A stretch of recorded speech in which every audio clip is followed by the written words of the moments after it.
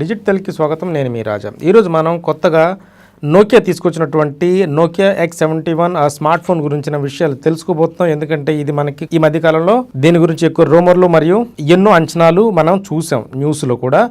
ఈ phone triple rear camera setup, punch whole display, అలాగే మంచి ఆడియో ఫార్మాట్ తోటి రాబోతుందని చెప్పేసి ఎన్నో అంచనాలు మనకు ముందుగానే వచ్చినాయి. సో ఈ అంచనాలని దాటుతూ ఈ స్మార్ట్ ఫోన్ ఎన్ని అయితే ఫీచర్స్ తీసుకొచ్చిందో వాటి గురించి మనం ఇప్పుడు మాట్లాడుకోబోతున్నాం. So let's begin. తావాన్లో కొత్తగా రిలీజ్ అయినటువంటి నోకియా X71 యొక్క విశేషాలు మనం ఇప్పుడు చూద్దాం. ఎన్నో అంచనాలు, ఎన్నో రూమర్లు, ఆ తర్వాత ఇటువంటి ఎన్నో రూమర్ల మధ్య ఎట్టకేలకి నోకియా X71 స్మార్ట్ ఫోన్ని తైవాన్లో రిలీజ్ చేసింది. ఈ స్మార్ట్ ఫోన్ ఇప్పటివరకు నోకియా ఫోన్లలో లేనటువంటి కొత్త ఫీచర్స్నే తీసుకొచ్చిందని చెప్పుకోవచ్చు.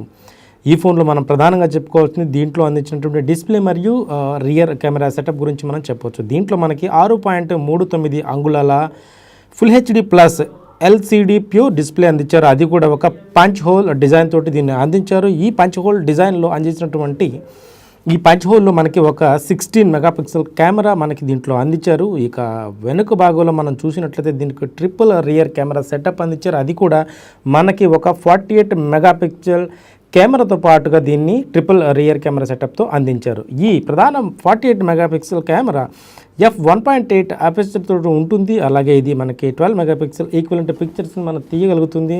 ఇది 1.6 UM తోటి వస్తుంది. అలాగే దీంతో పాటు మనకి ఒక 8 megapixel ultra wide angle camera మనకి అందుతుంది. ఇది మనకి 128 డిగ్రీస్గా ఉంటుంది. ఈ రెండు కెమెరాలతో పాటుగా మనకి జత చేయబడిన ఒక 5 మెగాపిక్సెల్ డెప్త్ సెన్సార్ మనకి అందుతుంది. సో మనకి ఈ ట్రిపుల్ రియర్ కెమెరా సెటప్ పూర్తిగా ఒక ప్యాకేజ్గా దొరికిందని చెప్పొచ్చు. ఇక మనకు తెలుసు కదా, దీంట్లో మనకు అందించే ఈ జియస్ ఆప్టిక్స్ మాత్రమే. సో కెమెరా పరంగా ఈ ఫోన్ ది బెస్ట్ అని చెప్పొచ్చు. ఇక ఫ్రంట్ కెమెరా విషయానికి వస్తే ఈ 16 మెగాపిక్సెల్ కెమెరా f2.0 అపర్చర్ తోటి ఉంటుంది. అలాగే మంచి సెల్ఫీలను తీసుకునే అవకాశం అందిస్తుంది. ఇంకా దీంట్లో మనకి in display fingerprint sensor అందిస్తుందేమోనని చెప్పేసి ముందుగా ఎన్నో అంచనాలు వేశారు. కానీ ఈ ఫోన్లో మనకి ఇది అందలేదు. అయితే మనకి వెనుక భాగంలో మనకి rear mounted finger print censor అందించారు.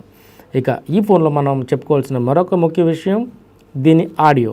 దీంట్లో మనకి ఓజో ఆడియో మనకి అందించారు. ఈ ఓజో ఆడియో అనేది మనకి న్యాచురల్ సౌండ్ని ప్రొడ్యూస్ చేస్తుంది. మనం అందించే ఆడియోని అది మనకి న్యాచురల్గా ప్రొడ్యూస్ చేస్తుంది. అలాగే మంచి ఆడియో క్వాలిటీని మనకి అందిస్తుంది. అలాగే ఇది మనకి 3.5mm హెడ్ఫోన్ జాక్ తోటి అందుతుంది. అలాగే LED పవర్ బటన్ కూడా మనకి దీంట్లో అందుతుంది. ఇక ఈ ఫోన్ మనకి Android 9 Pie సాఫ్ట్వేర్ సిస్టమ్ తోటి మనకి దొరుకుతుంది. అలాగే ఈ ఫోన్ మనకి 2 కలర్స్లో అందుబాటులో ఉంటుంది. అది వచ్చేసి బ్లాక్ అండ్ కాపర్. ఇది మనకి తైవాన్లో €345 ధరతోటి రిలీజ్ చేయబడింది. ఇండియాలో ఎప్పుడు వస్తుందో అయితే ఇంకా పూర్తి సమాచారం లేదు. కానీ ఈ ఫోన్ మాత్రం నోకియాలో ఇప్పటి వరకు లేనటువంటి ఈ కొత్త ఫీచర్స్ని తీసుకొచ్చింది. అలాగే ఈ ఫోన్ గురించి మనం ఇంకా చెప్పుకుంటే కనుక ఇందులో అందించినటువంటి డిస్ప్లే గురించి మనం చెప్పుకోవచ్చు. దీంట్లో మనకి 93% డిస్ప్లే ఏరియాని మనకి అందించారు. స్క్రీన్ టు బాడీ రేషియో మనకి చాలా తక్కువగా ఉంటుంది. అలాగే ఇది పంచ్ హోల్ డిజైన్ తోటి ఉంటుంది. సో నోకియాలో వచ్చినటువంటి ఫస్ట్ పంచ్ హోల్ డిస్ప్లేగా దీన్ని మనం చెప్పొచ్చు. అలాగే ఇది ప్యూర్ డిస్ప్లే బ్రాండెడ్గా ఉంటుంది. ఇక దీంట్లో అందించినటువంటి 48 మెగాపిక్సెల్ ఏదైతే మనకి ప్రధాన కెమెరా ఉందో ఇది మనకి ఏ సెన్సార్ అందించారో ఇంకా మనకి తెలియదు. దీంట్లో మనకి సామ్సంగ్ GM1 లేదా సోనీ IMX586 సెన్సార్ అందించారనేది ఇంకా మనకి కన్ఫర్మేషన్ అవ్వలేదు. కానీ ఏ కెమెరా అయినా సరే కూడా మంచి క్వాలిటీ తోటి మనకి ఫొటోస్ తీసుకునే విధంగా ఉంటుంది. ఎందుకంటే ఇది జియాస్ ఆప్టిక్స్ తోటి వచ్చింది కాబట్టి కెమెరా పరంగా బెస్ట్ అనేది చెప్పొచ్చు.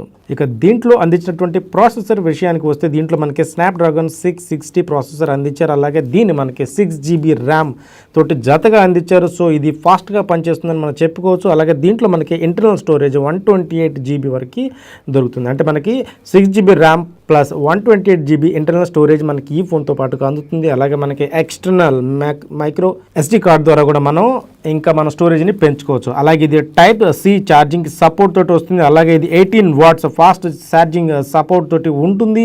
అలాగే ఇది మనకి 3500 mAh బ్యాటరీ తోటి వస్తుంది. సో నోకియా X71గా తైవాన్లో రిలీజ్ అయినటువంటి ఈ ఫోన్ నోకియా 8.1 ప్లస్గా ప్రపంచం మొత్తానికి విడుదలవ్వచ్చు అని చెప్పి ఆశిస్తున్నారు. అలాగే ఇది త్వరలో మనకి విడుదలవ్వాలని చెప్పి మనం కూడా ఆశిద్దాం.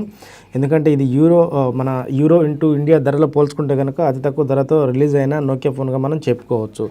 సో ఈ ఫోన్ త్వరలో రావాలని ఆశిద్దాం. అలాగే ఈ ఫోన్ గురించి మీరేమనుకుంటున్నారో కింద కమెంట్ సెక్షన్లో తెలియచేయండి. ఇంకా ఇటువంటి మరిన్ని టెక్ అప్డేట్స్ కోసం తప్పకుండా మీరు డిజిట్ తెలుగు యొక్క యూట్యూబ్ మరియు ఫేస్బుక్ ఛానల్ని సబ్స్క్రైబ్ చేయండి. ఇలాంటి మరొక వీడియోలో మళ్ళీ కలుద్దాం. నమస్కారం.